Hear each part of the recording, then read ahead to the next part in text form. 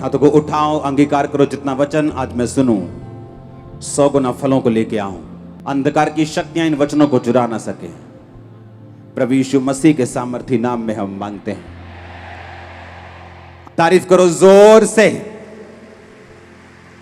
स्वागत है यीशु मसीह की प्रेजेंस में। आमीन। आज आपको फिर कॉपी पेन लेके रखना पड़ेगा। आज मैं अपनी डायरी को साथ लेके आया हूं और मैं आपसे पहले वो बात करूंगा जो परमेश्वर ने मुझे आपके लिए बताई है। पहला कुरिन्थिया 1 उसकी 26 से 29 आयत को हम पढ़ेंगे। हे भाइयों, अपने बुलाए जाने को तो सोचो, ना शरीर के अनुसार बहुत ज्ञानवान, ना बहुत सामर्थी और ना बहुत कुलीन बुलाए गए, परंतु परमेश्वर ने जगत के मूर्खों को चुन लिया कि ज्ञानवानों को लज्जित करें, और परमेश्वर ने जगत के निर्बलों को चुन लिया कि बलवानों को लज्जित करें, और परमेश्वर ने जगत के नीचों को, तुच्छों को, वरन जो है भी नहीं उनको चुन लिया कि उन्हें जो हैं वो व्यर्थ ठहराएं। व्यवस्था विवरण 7 उसकी 7-8 आयत को हम पढ़ेंगे। यहोवा ने जो तुमसे स्नेह करके तुमको चुन लिया, इसका कारण यह नहीं था कि तुम गिनती में और सब देशों के लोगों से अधिक थे, किंतु तुम तो सब देशों के लोगों में गिनती में थोड़े थे। यहोवा ने तुमको बलवंत हाथ के द्वारा दास्तव के घर में से और मिस्र के राजा फिरौन के हाथ से छुड़ाकर निकाल लिया। इसका कारण यही है कि वह तुमसे प्रेम रखता है और उस शपथ को भी पूरा करना चाहता है कि जो उसने तुम्हारे पूर्वजों से खाई थी। मैं बहुत एक इंपॉर्टेंट बात आपसे करने जा रहा हूं, इसलिए मैं आराम से बैठकर आपको एक बात बताना चाहता हूं जो परमेश्वर ने मुझे बोली और मैंने उसे अपनी पर्सनल डायरी में लिखा है। जब परमेश्वर का आत्मा आपसे बात करता है, वो सिर्फ वही बात नहीं करता जो उसके वचन में लिखा है। बाइबल कहती है वो आने वाले समय की बातें भी आपको बताता है। अब मैं जो आपसे बात करने जा रहा हूं ये आने वाले समय की है और आपसे जुड़ी हुई है। जो व्यवस्था विवरण 7 उसकी 7-8 में मैंने पढ़ा कि परमेश्वर ने कहा आज इज़राइल कौन है?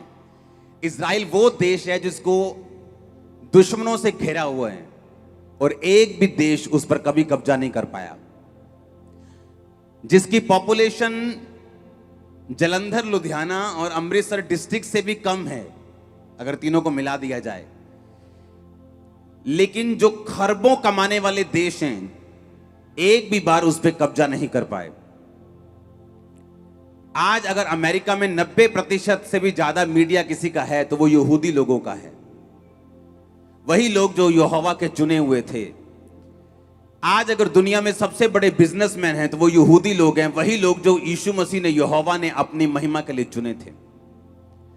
आज अगर दुनिया में सबसे, अगर हम जात पात की बात करें, अगर सबसे ऊंची किसी को मानते हैं तो वो यहूदियों को मानते हैं। और बाइबल कहती है कि यहूदियों को इसीलिए परमेश्वर ने कहा था कि मैंने तुमको इसलिए नहीं चुना कि तुम ऊपर थे या तुम ऊंचे थे, मैं तुमको इसलिए मैंने चुना क्योंकि तुम बहुत गिनती में थोड़े थे और तुम बहुत गिनती में कम थे और तुम बहुत निर्बल थे। मैंने निर्बल जाति को चुन लिया और मैंने छोटी जाति को चुन लिया और थोड़ी गिनती वाली जाति को चुन लिया कि आने वाले समय में जो अपने आप को बड़ा समझते हैं वो भी उनके सामने दंडवत करेंगे। आज वो वचन पूरा हो रहा है। आज सारी दुनिया इजराइल से टेक्नोलॉजी लेती है। आज सारी दुनिया इजराइल को टेक्नोलॉजी का गुरु मानती है। आज सारी दुनिया इजराइल के सामने झुकती है क्योंकि परमेश्वर का वचन उनके ऊपर था। आप मानते इस बात को कि नहीं? अब परमेश्वर ने मुझसे क्या कहा सुबह? हम बोलेंगे पुराने नियम की ये बात है, ये परमेश्वर ने पुराने नियम में इजराइलियों को चुना था, लेकिन मेरे विषय में क्या, जो आज मैं क्रिश्चियन हूं, आज मैंने जब यीशु मसीह को अपना उद्धारकर्ता ग्रहण कर लिया है, आज मेरे विषय में परमेश्वर क्या कहता है, आपके विषय में जो परमेश्वर कहता है वो मैं आपको आज अभी बताना चाहता हूं। बाइबल कहती है जो परमेश्वर आपके विषय में कहता है, पहला कुरिन्थिया 1 उसकी 25 से 29 आयत, मैं 26 से पढ़ूंगा और 25 को बाद में पढ़ूंगा। उसने कहा, हे भाइयों, अपने बुलाए जाने को सोचो, ना शरीर के अनुसार बहुत ज्ञानवान, ना बहुत सामर्थी और ना बहुत कुलीन बुलाए गए। परमेश्वर ने कहा जैसे मैंने इजराइलियों को चुना था कि वो गिनती में थोड़े थे, वो छोटे थे, वो निर्बल थे, और मैंने उनको उठाकर खड़ा करके पूरी दुनिया में उनको राज करने वाला बना दिया। अब परमेश्वर कहता है कि मैंने यीशु मसीह के जन्म से पहले थोड़े लोगों पर परमेश्वर की कृपा होती थी, किसी किसी पे पवित्र आत्मा उतरता था, उन्हें भविष्यद्वक्ता कहते थे। आज जो चर्च है वो भविष्यद्वक्ता लीड नहीं करते नए नियम के मुताबिक। आज जो चर्च है वो पवित्र आत्मा के द्वारा अगुवाई होती है। जो चर्च की पहले पवित्र आत्मा उतरता था, भविष्यद्वक्ता बोलते थे, पवित्र आत्मा चला जाता था, लेकिन आज ऐसा नहीं। उसने कहा अंत के दिनों में मैं अपना आत्मा सब मनुष्यों के ऊपर उंडेलूंगा, तुम्हारे बेटे बेटियां भविष्यवाणी करेंगी, तुम्हारे दास तुम्हारे दासियों पर मैं अपना आत्मा उंडेलूंगा, तुम्हारे बेटे तुम्हारे जवान दर्शन देखेंगे, पूर्णीय स्वप्न देखेंगे, मैं सब प्राणियों के ऊपर अपना आत्मा उंडेलूंगा। अब चेंज हो गया। पहले परमेश्वर ने इस्राएलियों को चुना और अन्य जातियों पर परमेश्वर ने दया नहीं की। क्यों यीशु मसीह आए? क्या धर्म बनाने के लिए आए? नहीं। बाइबल कहती है जो कृपा थोड़े लोगों पर थी उस कृपा को सबको देने के लिए प्रभु यीशु मसीह आए, ताकि जो कोई प्रभु यीशु मसीह की कुर्बानी पर विश्वास करे और जो कोई यीशु मसीह को अपना उद्धारकर्ता माने, वो वायदे जो यहूदियों के साथ परमेश्वर ने किए थे वो आपकी लाइफ में पूरे होंगे। अब आप मेरी बात को ध्यान से समझना। पौलुस कहता नए नियम में, कहता अपने बुलाए जाने को सोचो कि जब तुमको परमेश्वर ने अपने में बुलाया तो तुम्हें इसलिए नहीं बुलाया कि तुम बहुत ऊंचे थे, तुम्हें इसलिए नहीं बुलाया कि तुम बड़े कामयाब थे, तुम बड़े अमीर थे। परमेश्वर ने कहा, जब हम पहला कुरिन्थिया 1 उसकी 25 26 से 29 आयत पढ़ते 28 में लिखा, परमेश्वर ने जगत के नीचों तुच्छों नीच लोग, कहता तुच्छ लोग जो कुछ भी नहीं, उन्हें चुन लिया ताकि जो अपने आप को बड़ा समझते हैं उन्हें व्यर्थ ठहराएं। आने वाले समय में परमेश्वर ने मुझसे कहा, आप जानते हैं बहुत सारे लोगों ने जातियों के नाम पर शोषण किया है, ये बड़ी जाति है, ये छोटी जाति है। अगर जातियों के हिसाब से देखूं तो मैं एक ऊंची जाति से बिलोंग करता हूं, लेकिन मैंने जब मैरिज की तो शेड्यूल कास्ट से की, क्योंकि मुझे जातियों से कोई प्रॉब्लम नहीं थी, ना मुझे इनके बारे में कॉन्शियस था कि मैंने ऐसा करना है, मैं वैसा करना है। जब हम मसीह में आ गए मेरा विश्वास था कि हम सब क्रिश्चियन हैं, हम सभी सेम हैं, कोई ऊंचा नहीं कोई नीचा नहीं, हम सब एक ही लहू से खरीदे गए, एक ही परमेश्वर की संतान है। अब मेरी बात को ध्यान से समझो। लेकिन लोग समझते हैं, लोग ऐसा समझते हैं और लोग उनके साथ बुरा बिहेव करते हैं, उन्हें अपने में बैठने नहीं देते, उनकी जगहें अलग रखते हैं। परमेश्वर ने मुझसे क्या कहा इस सुबह? परमेश्वर ने कहा जो लोग जिन लोगों को नीचा समझते हैं, आने वाले समय में मैं उनको चुनकर उनको राज्य करने वाला बनाऊंगा इसी देश के अंदर। आप आने वाले समय में देखना, जितने हमारे शेड्यूल कास्ट के लोग हैं, जो गरीब हैं, जो लोग तुच्छ हैं, जो लोग थक चुके हैं, जो लोग डिप्रेशन में, सिर्फ नीवी जात वाले नहीं, ऊंची जात वाले भी, जो तुच्छ हो चुके हैं, जो व्यर्थ हैं, जो ठुकराए जा चुके हैं, परमेश्वर आपको चुन रहे और जो पोजीशंस परमेश्वर आपको देगा वो इतनी बड़ी और ग्रेट होंगी। सुनो, मुझे आज यहां बैठकर वचन देना पड़ेगा क्योंकि मुझे बहुत सारी चीजें पढ़नी हैं और मुझे लगता है कि मुझे बैठकर आपको सुनाना पड़ा करेगा, क्योंकि जो चीजें परमेश्वर मुझसे कह रहा है वो सिर्फ वचन में आपको नहीं मिलेंगी, वो प्रोफेटिकली परमेश्वर मुझसे बात कर रहा है आप लोगों के लिए। जब सुबह मैं परमेश्वर की प्रेजेंस में था तो परमेश्वर ने कहा मैं इन लोगों को चुन रहा हूं ताकि मैं बैलेंस कर सकूं। किस चीज का बैलेंस? क्योंकि जो ऐसे लोग हैं जो तुच्छ हैं, जो नीच हैं, इन्होंने घाम सहा है, इन्होंने मजदूरियां की हैं, इन्होंने गालियां सही हैं, इन्होंने दुख सहा है, इन्होंने अपने आप को छोटी, अपने आप को ये आंखों से, अजीब सी आंखों से लोगों को देखते हुए देखा है। परमेश्वर ने कहा मैंने इस जाति को जानबूझ के चुन रहा हूं, इनको सबसे ग्रेट करने के लिए और सबसे बड़ा करने के लिए। अब आने वाले समय में देखोगे कि जो परमेश्वर आपको चुन रहा है उसका रीजन क्या था? बेस्ट देश आपके होंगे, बेस्ट पोजीशंस आपकी होंगी, बेस्ट पदवियां आपकी होंगी, बेस्ट मिनिस्ट्रीज आपकी होंगी। और आपका आमीन खंबरा चर्च के गेट के बाहर सुनना चाहिए। आप मेरी बात समझ रहे कि नहीं? परमेश्वर ने कहा अपने बुलाए जाने को सोचो। इतना बड़ा दिमाग दिया परमेश्वर ने। न्यूरोलॉजिस्ट भी दिमाग का ऑपरेशन नहीं कर पाते पूरी तरह से, बोलते गारंटी नहीं देंगे कि उनका कसूर नहीं, दिमाग में खरबों नाड़ियां हैं, इन नाड़ियों को अगर एक साथ जोड़ दिया जाए तो पूरी पृथ्वी को घूम के हम आ सकते, इतनी नाड़ियां आपके दिमाग के अंदर हैं। इतने खरबों सेंसिस आपके दिमाग के अंदर है, और पौलुस कह रहा है इन दिमाग का प्रयोग करो। और उसने कहा अपने बुलाए जानों को सोचो। कहता सोचो, सोचो, थिंक करो कि तुम्हें परमेश्वर ने क्यों बुलाया। तुम छोटे थे, तुम व्यर्थ थे, तुम तुच्छ थे। आज मैं यहां बैठा इसलिए नहीं हूं कि मैं कंप्यूटर इंजीनियर था और खुदा मैं बड़ा अच्छा बोलता था और परमेश्वर ने मुझे चुन लिया। जब मैं परमेश्वर में बुलाया गया, मैं नशेड़ी था, नशे करने वाला था। अगर नशा ना करूं तो मेरा दिमाग घूमता था। 12 बजे तक मुझे नशा चाहिए था। जुआ खेलने वाला, नशा करने वाला व्यक्ति था। और शुक्र है मुझे यीशु मसीह मिल गए।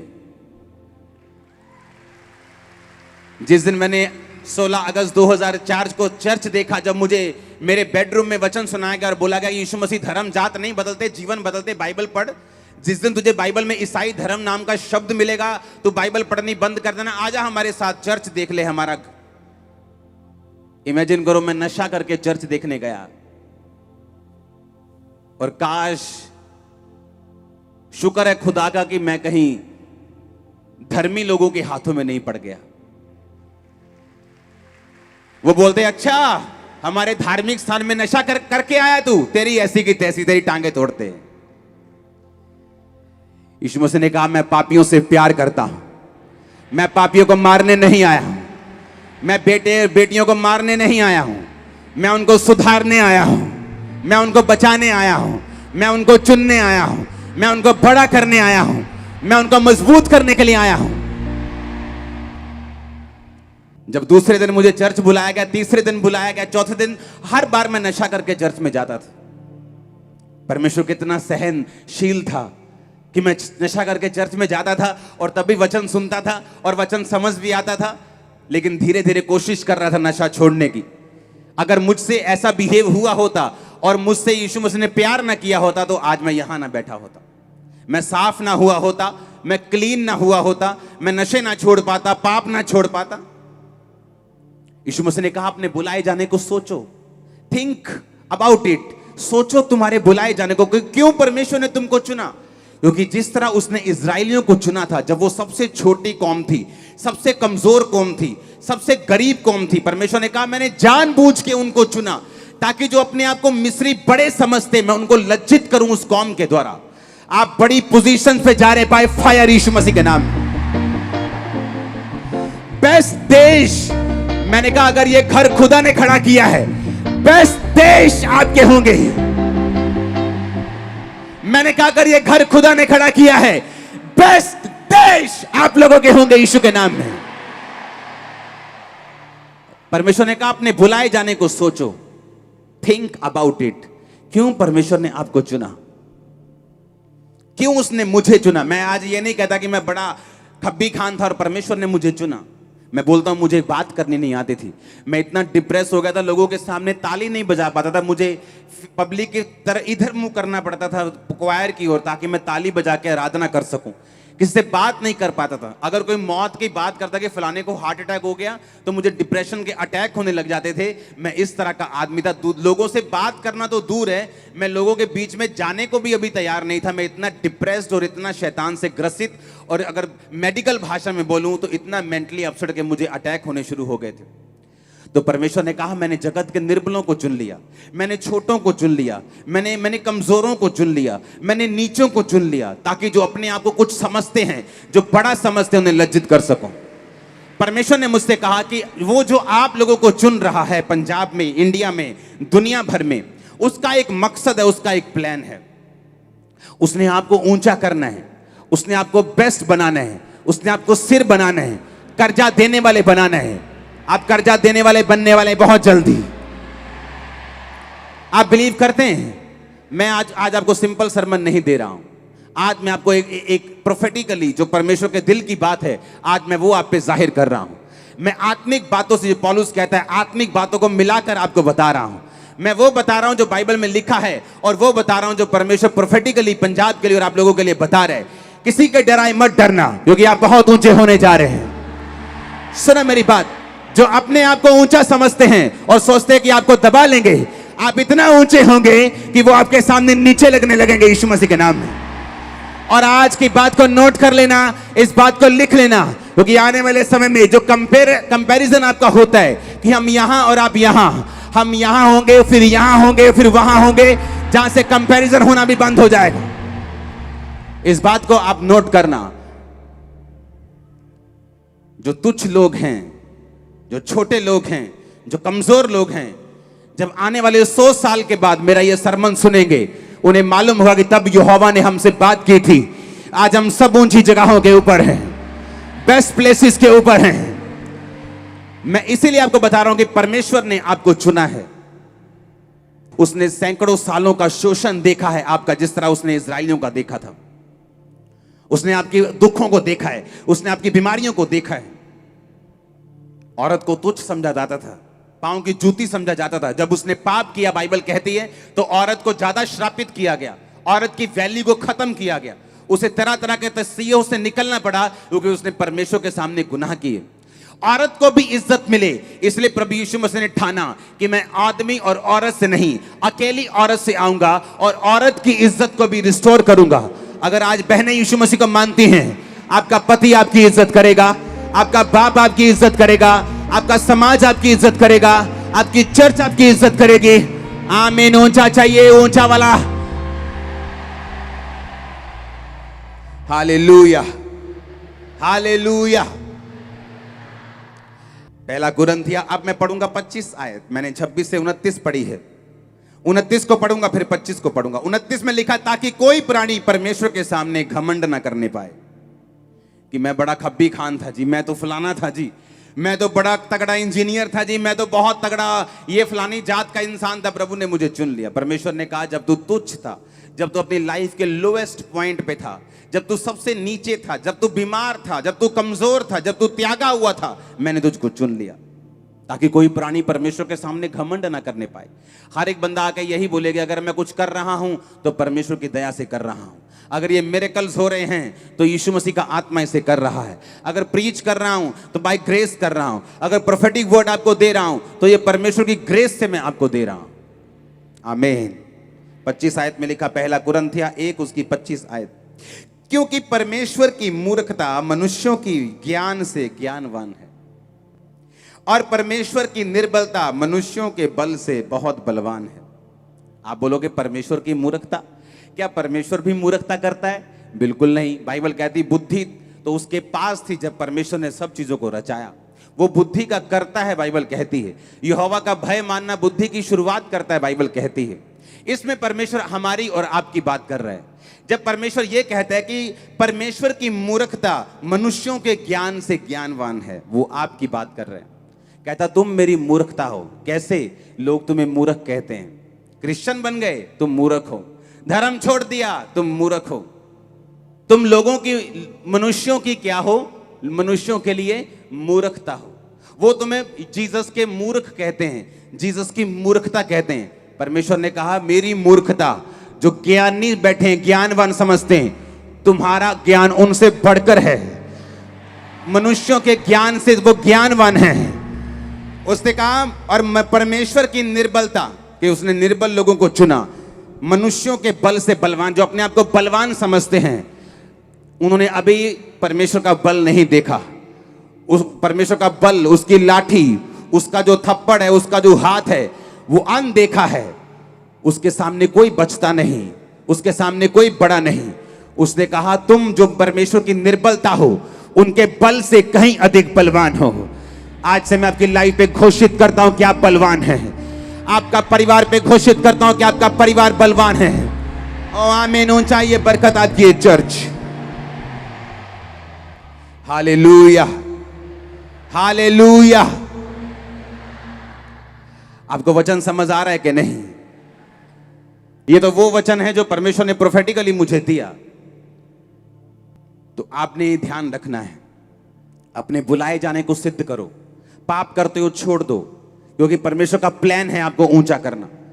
अगर कोई ऐसा काम करते हो जो खुदा को पसंद नहीं, छोड़ दो, क्योंकि परमेश्वर कुछ खास मकसद के साथ आपको चुन रहे हैं। एक खास मकसद के साथ वो आपको अपने पास बुला रहा है। उसके मन में एक प्लान है जो उसने इजराइलियों के लिए रखा था, उससे भी बड़ा प्लान अब वो आपके लिए अपने दिल में रखता है। अब परमेश्वर का जो प्लान दिल में है उसे धरती पर उतारने के लिए और प्रैक्टिकल लागू होने के लिए आपको कोऑपरेशन करना पड़ेगा पवित्र आत्मा के साथ। आपको बाइबल पढ़नी पड़ेगी, परमेश्वर के साथ रोज समय बिताना पड़ेगा, जो कुछ परमेश्वर कहता है उसके मुताबिक आपको चलना पड़ेगा। किसी का भय, किसी का डर नहीं।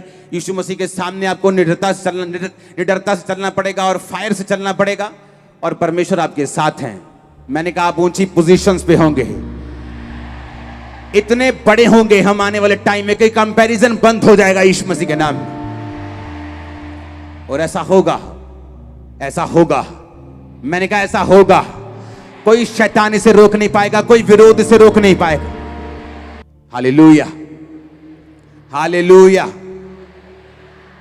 अपने हाथों को उठाओ, एक लाइन मेरे साथ गाओ सेम गीत की, वही गीत जो हम गा रहे थे। दुआ मेरी सुनदा मेरा रब सोना, दुआ मेरी सुनदा मेरा रब सोना, ना उदे जिहा कोई ना कोई होना, ना उदे जिहा कोई ना कोई होना। मैं देवा की मिसाल यदि ओ बड़ा बेमिसाल, जो भी हमें अच सारा ये सुधा कमाल। मैं देवा की मिसाल यदि ओ बड़ा बेमिसाल, जो भी हमें आज सारा ये सुधा कमाल। तारीफ करो जोर से। हालेलुया। आज खुदावंद का आत्मा हमारे बीच में है। यीशु मसीह ने कहा दो तरह के क्रिश्चियन होंगे दुनिया में। ऐसे भविष्यद्वक्ता भी थे, लिखा, जिनको सब लोग अच्छा कहते थे, और परमेश्वर ने कहा जब मेरे नाम के कारण लोग तुम्हारी निंदा करें तो हंसी खुशी आनंद मनाना यह निशानी होगी, मेरा आत्मा तुम में बसता है। हालेलुया। तो ये तो आनंद वाली बात है कि उसका आत्मा हम में है और शैतान को दिक्कत हो रही। उसका आत्मा जब काम कर रहा तो शैतान को दिक्कत हो रही। उसकी आत्मा को उन प्रचारकों से कोई दिक्कत नहीं जो कोई काम नहीं करते। उसने कहा तुम श्रापित हो कि सब लोग तुम्हें अच्छा कहें, क्योंकि वो झूठे भविष्यद्वक्ताओं को भी ऐसा ही करते थे। पर धन्य हो तुम जो मेरे नाम के कारण सताए जाते हो। जब तुम्हारा नाम काट दिया जाए, खुश होना, आनंद मनाना। तुमसे जो पहले भविष्यद्वक्ता थे उनके साथ भी ऐसा ही किया गया था। हालेलुया। एक वचन को हम पढ़ेंगे, भजन संहिता 135। क्वायर में, सिंगर्स में से उसको पूरा पढ़ेंगे हम, पूरा भजन संहिता 135 फुल पूरा बाप। या की स्तुति करो, यहोवा के नाम की स्तुति करो। हे यहोवा के सेवको, तुम स्तुति करो। तुम यो यहोवा के भवन में अर्थात हमारे परमेश्वर के भवन के आंगनों में खड़े रहते हो। यह की स्तुति करो क्योंकि यहोवा भला है। उसके नाम का भजन गाओ क्योंकि यह मनोहर है।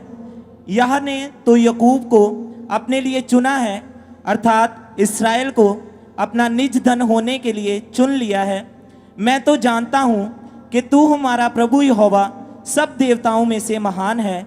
जो कुछ यहोवा ने चाहा उसे उसने आकाश और पृथ्वी और समुद्र और सब गहरे स्थानों से किया है। वह पृथ्वी की शोर से कोहरे उठाता है और वर्षा के लिए बिजली बनाता है और पवन को अपने भंडार में से निकालता है। उसने मिस्र में क्या मनुष्य क्या पशु सबके पहलोठों को मार डाला। हे मिस्र, उसने तेरे बीच में फिरौन और सब कर्मचारियों के बीच चिन्ह और चमत्कार किए। उसने बहुत सी जातियां नष्ट की और सामर्थी राजाओं को अर्थात एमोरियों के राजा सिहोन को और बाशान के राजा ओग को और कनान के सब राजाओं को घात किया और उनके देश को बांटकर अपनी प्रजा इस्राएल का भाग होने के लिए दे दिया। हे यहोवा, तेरा नाम सदा स्थिर है। हे यहोवा, जिस नाम से तेरा स्मरण होता है वह पीढ़ी पीढ़ी बना रहेगा। यहोवा तो अपनी प्रजा का न्याय चुकाएगा और अपने दासों की दुर्दशा देकर तरस खाएगा। अन्य जातियों की मूर्तें सोना चांदी ही की हैं, हे मनुष्य की बनाई हुई हैं। उन्हें मुंह तो रहता है परंतु वह बोल नहीं सकती, उनके आंखें तो रहती हैं परंतु वह देख नहीं सकती, उनके कान तो रहते हैं परंतु वह सुन नहीं सकती, ना उनके कुछ भी सांस चलती है। जैसी वे हैं वैसे ही उनके बनाने वाले भी हैं और उन पर सब भरोसा रखने वाले भी वैसे ही हो जाएंगे। हे इस्राएल के घराने, यहोवा को धन्य कह।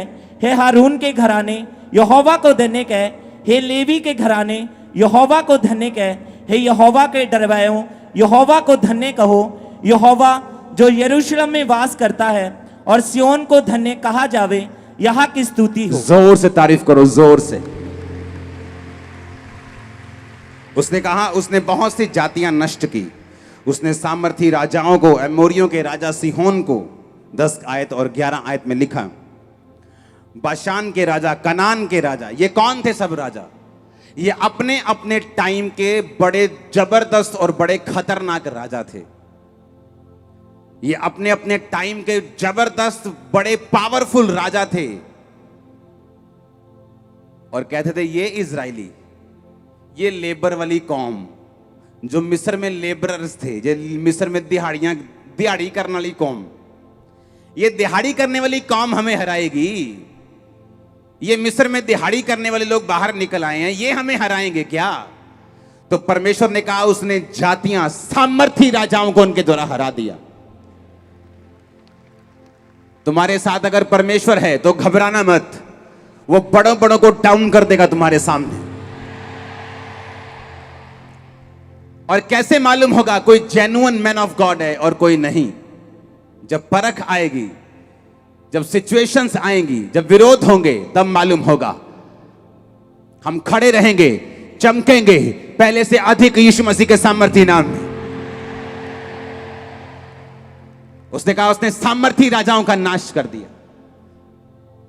एमोरियों के राजा सिहोन, बाशान का राजा, कनान का राजा, ओग राजा जो था वो बड़ा जबरदस्त राजा था। कांपते थे दूसरे राजा इनसे। जिस राज्य को ये मारने की ठान लेते थे उसको मार कर छोड़ते थे, इतने खतरनाक ये राजा थे। और ये कौन थे? कुछ दिन पहले लेबर कर रहे थे मिस्र की। कोई ईंटें बना रहा था, कोई कुछ कर रहा था, और परमेश्वर ने कहा निकल आओ, मेमने को खाओ और निकल आओ। मैं तुम्हारा परमेश्वर यहोवा हूं, मैं तुम्हें आजाद करूंगा। मैं तुमको कनान दूंगा, इन सब देशों के, इनकी सब जमीनों को तुम्हारे अधिकार में दे दूंगा। उसने कहा हम तो लेबरर्स हैं, हम तो छोटे हैं, हमारे तो देखो हम तो सूख चुके हैं लेबर कर कर, हमारे तो पिंजर निकले पड़े, कंकाल निकले पड़े। परमेश्वर ने कहा इसलिए मैंने तुमको चुना है। अपने बुलाए जाने को सोचो, सोचो सोचो सोचो, तुमको क्यों बुलाया है? तुमको बड़ा करने के लिए बुलाया मेरी बहन, मेरे भाई। तुम ग्रेट होने के लिए बुलाए गए हो, ग्रेटेस्ट होने के लिए बुलाए गए हो। तुम उस परमेश्वर को नहीं मानते हो जिसे कीलों के साथ गाड़ कर रखना पड़े। तुम जिंदा परमेश्वर की संतान हो जो हमारे आगे आगे चलता है और पीछे भी देखता है, हमारे दाएं बाएं भी चलता है। आमीन। तुम उस परमेश्वर की संतान हो। और बाइबल क्या कहती है? वचन में लिखा उसने बहुत सी जातियों को नष्ट कर दिया। उसने एमोरियों के राजा सिहोन को, बाशान के राजा, कनान के राजा, ऐसे ऐसे राजा, ओग राजा जो बड़ा राजा था, उसने कहा ये लोग हमें मारेंगे। ये बाशान का राजा ओग कहता था ये लेबरर हमें मारेंगे, ये दिहाड़ी करने वाले हमें मारेंगे। अरे हम तो जन्म से, हम तो पीढ़ियों से राजा हैं, हम तो पीढ़ियों से राज कर रहे हैं। हमारे रथों को देखो, हमारी तलवारों को देखो, तोपों को देखो, ये लोग हमें मारेंगे। परमेश्वर ने कहा अपने बुलाए जाने को सोचो, मैंने तुम्हें क्यों चुना? मैं बड़े बड़ों को तुम्हारे अधीन कर दूंगा, बड़े बड़ों पर तुमको जयवंत कर दूंगा यीशु मसीह के सामर्थी नाम में। ये परमेश्वर का प्लान पूरा होगा यहां पर, पंजाब में, इंडिया में, दुनिया में, जहां जहां खुदा के लोग रहते हैं। हालेलुया। क्योंकि हमारी लड़ाई शैतान के साथ है, हमारा किसी के साथ वैर नहीं। कोई 10 बार हमारा नाम लेके जो मर्जी बोले, हम आज भी उनके साथ प्यार करते हैं और करते रहेंगे। हालेलुया। क्योंकि हमारा टारगेट कुछ और है। हमारा युद्ध इस संसार का नहीं, हमारा युद्ध ये लड़ाई हमारी यहां की नहीं, हमारी लड़ाई शैतान के साथ है और वो हमारे दुश्मनों से निपटेगा। जो धरती पर हमें अपना दुश्मन समझते हैं, यहोवा निपटेगा और तुम्हें ऊंचा करेगा। उसने कहा तुम्हें युद्ध करने की जरूरत नहीं होगी, तुम खड़े खड़े रहकर यहोवा के उद्धार का काम देखना, खड़े खड़े रहकर यहोवा के उद्धार का काम देखना। मैंने कहा वो तुम्हारे साथ है। जितना तुम समझते हो उससे कहीं अधिक वो तुम्हारे साथ है। जितना तुम समझते हो कहीं अधिक वो तुम्हारे करीब है। ब्लड के एक एक कतरे में वो तुम्हारे है। वो तुमको छोड़ेगा नहीं और त्यागेगा नहीं। बड़े काम में आपके परिवारों के ऊपर होता हुआ देख रहा हूं। बड़े काम में आपके लाइफ के ऊपर होता हुआ देख रहा हूं। बड़े काम आपको बड़े देशों में जाके करता हुआ देख रहा हूं। आपके पासपोर्ट्स को ब्लेस होता हुआ देख रहा हूं।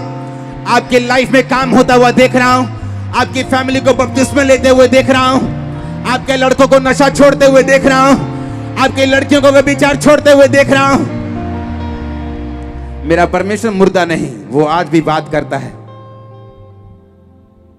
हालेलुया। मैंने कहा वो आज भी हमसे बात करता है। आज भी वो हमसे बात करता है। वो मुर्दा नहीं। अमेरिका में मैं प्रीच कर रहा था और जब मैंने हीलिंग को शुरू किया तो जब हीलिंग होती है तो रियल प्रोफेटिक होता है, जो आप फेसबुक से पढ़ के नहीं जाते अगर आप जेन्युइन मैन ऑफ गॉड है तो। और जब मैं प्रार्थना कर रहा था तो अलग अलग केस परमेश्वर मुझे बता रहा था कि ये बैठा है उसको परमेश्वर मैं हील कर रहा हूं, मैं ये बैठा है उसको हील कर रहा हूं। तो एक प्रोफेसी मैंने की, मैंने कहा यहां एक परमेश्वर का दास बैठा है, उसकी 2 पत्नी है, उसने एक जगह अफेयर रखा हुआ शादी के बाहर और कोई नहीं आया वहां।